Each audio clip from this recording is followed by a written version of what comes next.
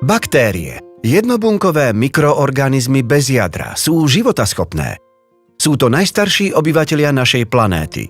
Sú tu už takmer 3 miliardy rokov.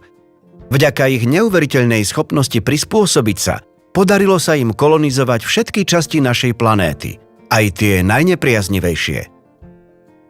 Rastliny, morské dno, pevninu, aj nás, ľudí.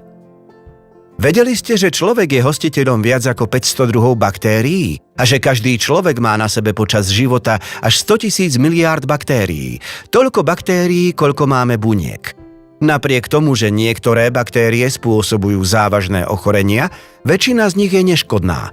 Baktérie na našej pokožke blokujú infekcie tým, že oberajú choroboplodné zárodky o živiny potrebné pre ich rast, alebo tým, že nám pomáhajú rozpoznať zlé baktérie.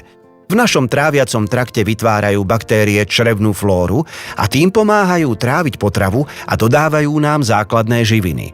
Správna rovnováha tejto flóry a prostredia, v ktorom človek žije, je dôležitá pre jeho zdravie. A aby ste si ho uchovali, musíte jednoducho jesť veľa baktérií. Ako?